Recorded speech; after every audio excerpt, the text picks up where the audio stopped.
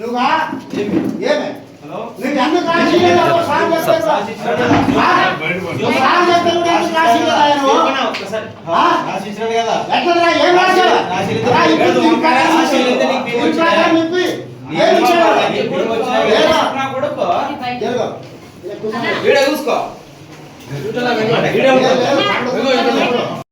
నీ కూర్చో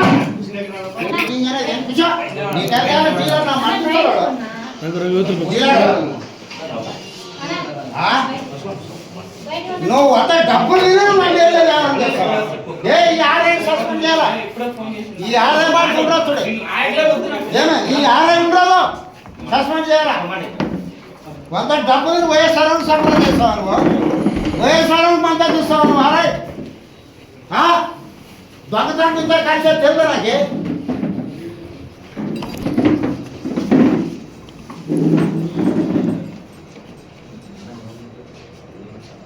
మూడు నెలలు తిరుగుతానా నీకే తిరగలేదు నేను 3 నెలలు తిరగలేదు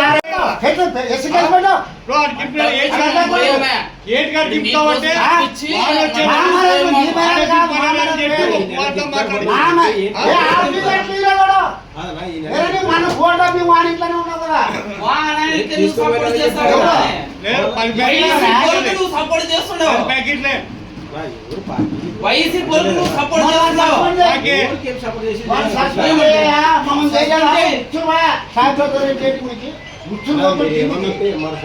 ఏం ఎంఆర్ఓతో మాట్లాడి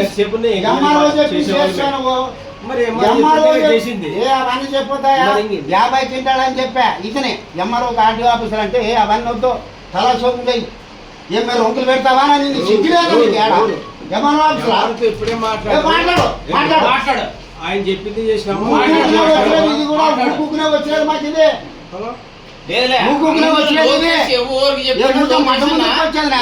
చెప్పిన వాళ్ళకంతా అవి అర్జీలు రాసి ఇచ్చాడు.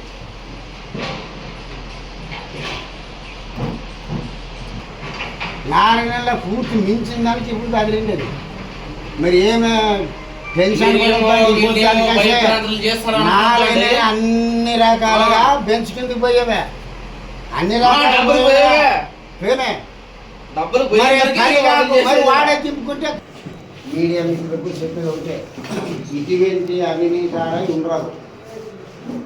3 నెలల నుండి ఎంఆర్ఓ గారు చెప్పినారు ఎందుక 50 క్వింటాల ఎస్సీలు కానీ 68 తలా చేరుసోము చేయని చెప్పా ఎంఆర్ఓ గారు ఆర్డీఓ ఆఫీస్లో చెప్తే కూడా వాంతాన వైసీపీ అంతా కుమ్మక్కయ్యి మీరు 5 క్వింటాలు దింపినా సరే అని చెప్పామే మొత్తం వాని ఇంట్లోనే దింపేయడని చెప్పాము ఎంఆర్ఓ గారు లేదు మరి చెప్తానులా నీ ఇంట్లో దింపిస్తాననే యాడ్ దింపించా ఆర్ఐ దింపించినా మీరు వాళ్ళకి వత్తాసు పలుకుతా వైసీపీ పార్టీ వాళ్ళకి 5 క్వింటాలు అవమానం కాదా మాకే మీరు అస్సలు ఏదంటారు కదా సీసీ రోడ్డు మా ఇంటికాడ సీసీ రోడ్డు ఇవన్నీ ఇంటి దాకే పక్కనే సీసీ రోడ్డు జిగిపడుతుంది అని చెప్పాడే మరి మీరు చూడాలి ఇప్పుడు సీసీ రోడ్డు ఉండదా మాకు జిగిపడుతుందా భయం లేదు మా అధికార పార్టీ అంటే మీకు భయం లేదు ఈ 3 పార్టీలు 3 ముక్కలాట అయిపోయేదా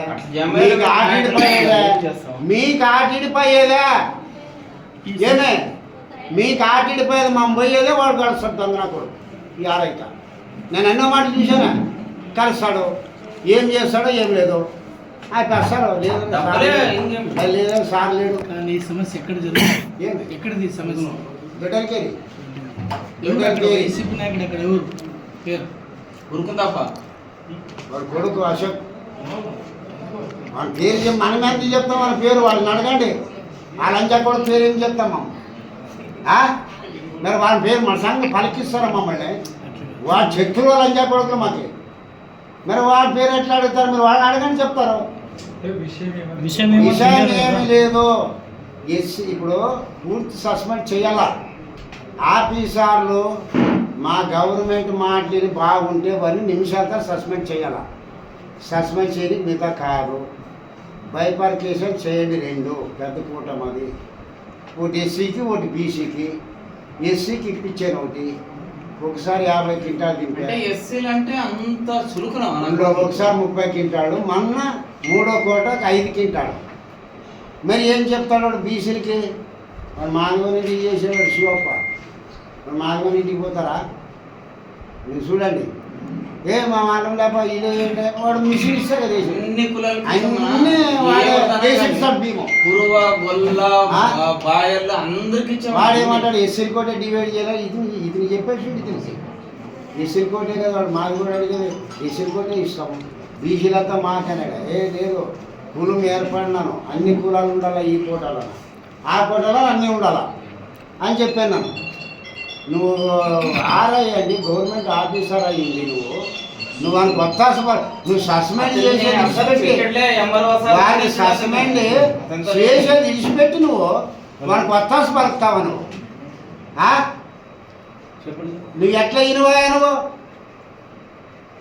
ఏమన్నా ఇవ్వదు కొత్తగానో 3 నెలలు మీరు వైసీపీ నాయకులతో లోపాయికార ఒప్పందం గురించుకొని వైసీపీ నాయకులు కొమ్ము కాస్తున్నారట. చెప్పండి సార్ ఈ విషయం మీద. ఇది డీలర్ షాప్కు సంబంధించిన సమస్య బేసికల్గా. సార్ ఇది దొడ్డనకేరి గ్రామంలో ఉంది. మనకుండే ప్రజెంట్ రూల్స్ ప్రకారం 600 కార్డులు దాటితే మనం కొత్త రేషన్ షాప్ అనేది పెట్టొచ్చు అన్నమాట, డివైడ్ చేసి. అయితే మనకు ప్రతి ఒక్క దానికి ఒక నోటిఫికేషను, ఒక పద్ధతి అనేది, సిస్టమ్ అనేది ఉంది. ఇప్పుడు 600 దాటితేనే 601వ కార్డు వస్తేనే వెంటనే డివైడ్ చేయాలంటే అది వీలు కాదన్నమాట.